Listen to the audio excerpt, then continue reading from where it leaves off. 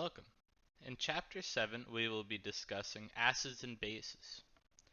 In Chapter 6, we went over the states of matter and intermolecular forces. In Chapter 7, we will be applying more of the information that we've learned in the previous chapters towards scenarios that have tangible, real-life implications. To begin, we'll start with some definitions and some characteristics of acids.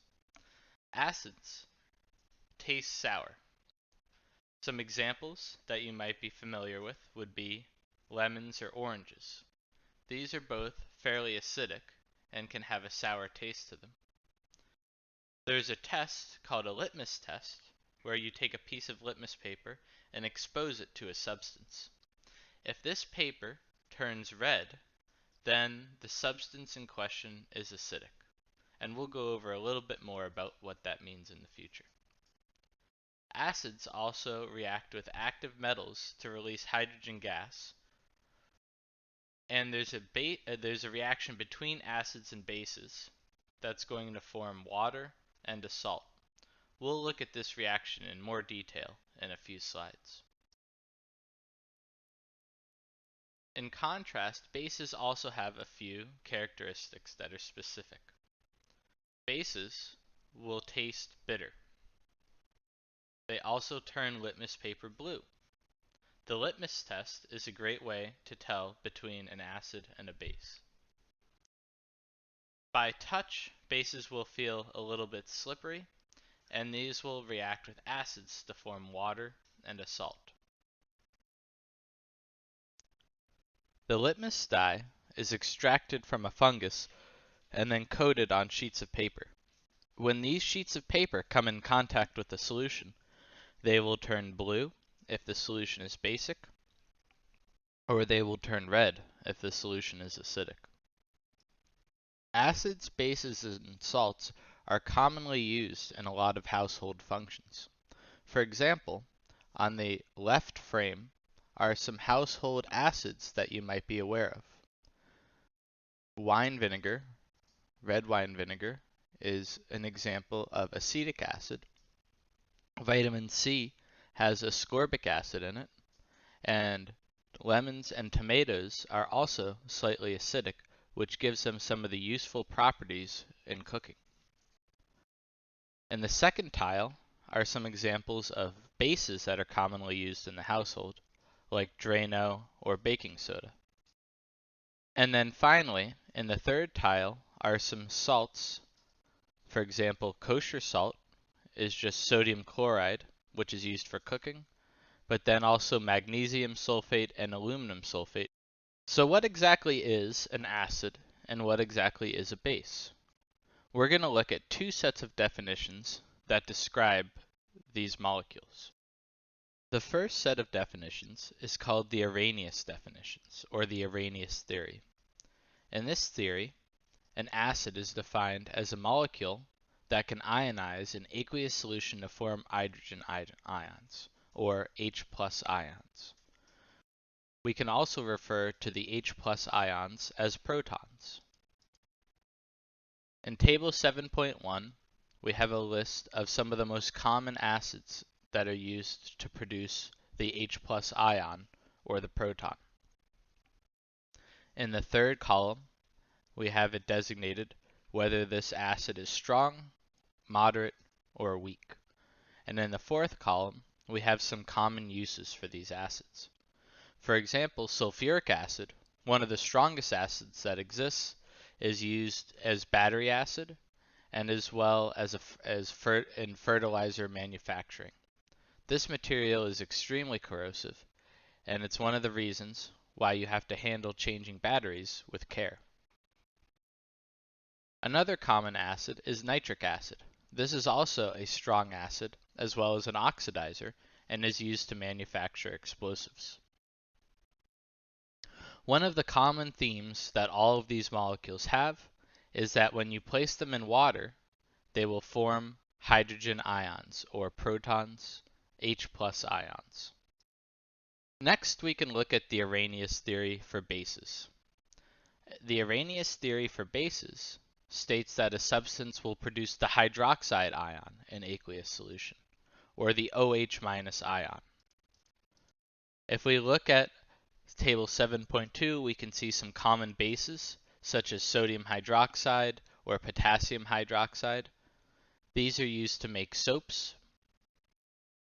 But take a look at ammonia. This is also a common base. Notice one of the differences in the formula between ammonia and all of the hydroxides. Ammonia is considered a base, but doesn't have an OH group. Ammonia doesn't produce an OH in solution. This is against the Arrhenius theory definition for a base, and we'll revisit this point in a few slides. When an acid and a base react with each other, a neutralization reaction occurs. The proton that the acid produces can react with the hydroxide that the base produces. This leads to the products of water and a salt. Note that the salt doesn't have to be sodium chloride. It's whatever salt is left over after the hydrogen ion and the hydroxide ion combine. At the beginning of the chapter, I hinted at the fact that we're going to look at two sets of definitions. What are some of the limitations of the Arrhenius theory that require us to look further for a new source of definitions? We'll go through those now. The first limitation of the Arrhenius theory is that the hydrogen ions do not exist in a water solution. Protons, or hydrogen ions, actually react with water and form a new bond between the hydrogen and the oxygen of water, and which makes the hydronium ion, or H3O+. This is the chemical equation for that reaction. An H+ reacts with water to form H3O+. The second limitation of the Arrhenius theory is that it does not explain the basicity of ammonia or similar nitrogen-containing compounds. These compounds do not produce an OH in solution. However, they will still react with litmus paper to form blue, and they still have other properties that bases have. And then the final limitation is that this is only applicable to reactions in aqueous solutions. So we need a new theory. The new theory is going to be the Bronsted-Lowry theory. This is a more inclusive definition of acids and bases. It states that an acid will be a proton donor, so any molecule that can donate a hydrogen atom, an H+, a proton, remember all three of these are the same thing. For example, in a reaction, any molecule that's HA that reacts with water to give water that proton is going to be an acid. And the definition of a base will be a proton acceptor. Any molecule that can receive a proton, so for example in this reaction we have NH3 turning into NH4. It receives a proton from water. The water turns into OH-.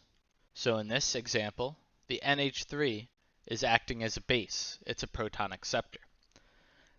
This definition, the Bronsted-Lowry definition, is going to be a more inclusive definition that has all of the examples covered.